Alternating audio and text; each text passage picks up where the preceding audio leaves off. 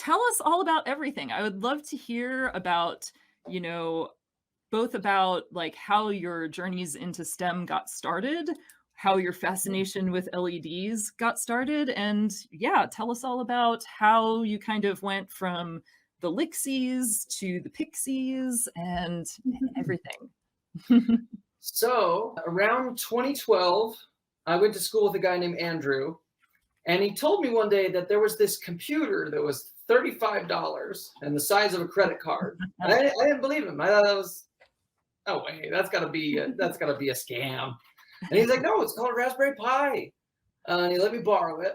And one of the first examples you can find for a Raspberry Pi is how to put an LED on one of the pins and then do the little pseudo pin whatever to set it on.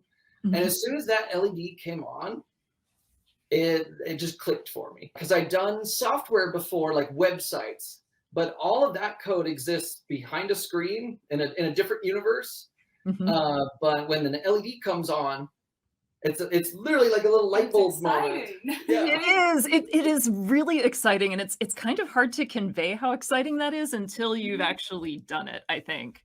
But yeah, making a thing do a thing is super cool. Yeah, so I stuck with that, and I ended up getting really interested in it, found the Arduino. Adafruit has just thousands of tutorials for how to do this stuff. So I end up in 2016, I've got a few years under my belt, and I'm really interested in Nixie tubes because they're just gorgeous, but they're finite except for the ones that are being made by people like Dalibor Farney now. So they're quite expensive, especially the bigger ones.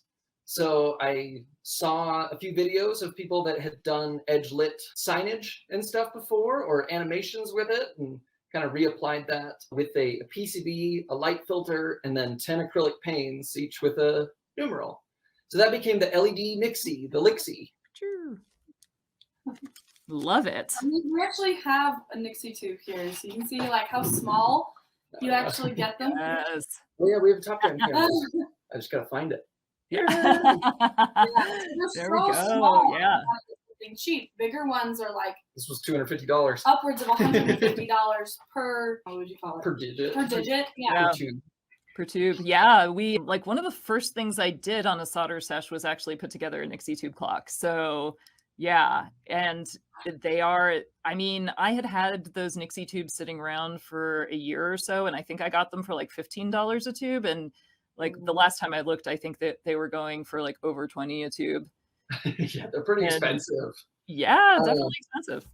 Well, and they have expiration dates. That's why it's so hard, because if you get an old one, who knows? Because this one... Yeah, this one, I don't have a functioning tens place on the seconds anymore. Yeah. It got like a little bit of burn-in or something.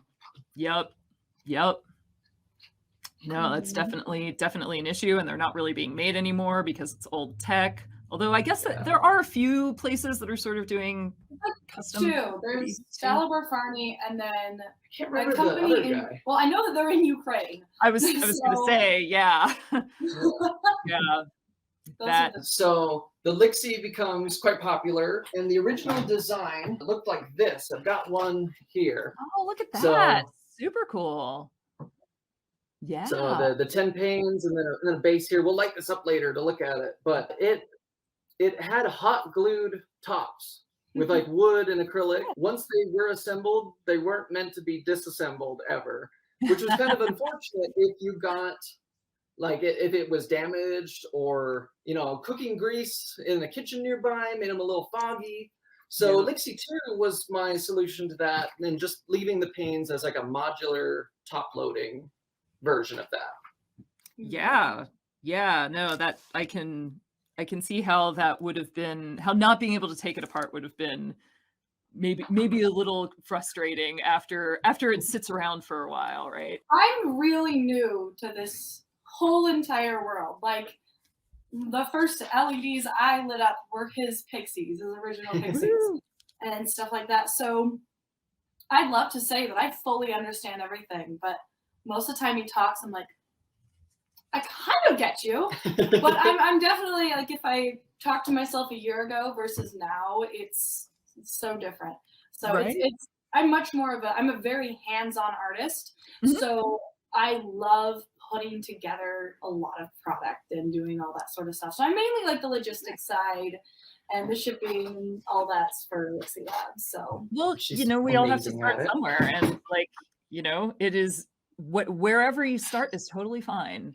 And a year from now, you're going to be like, oh my God, I've learned so much just in this past year or two. So like, hopefully we all never stop learning, Oh, right? yeah. I mean, I'm a beginner at a ton of things too, because it's impossible to know it all.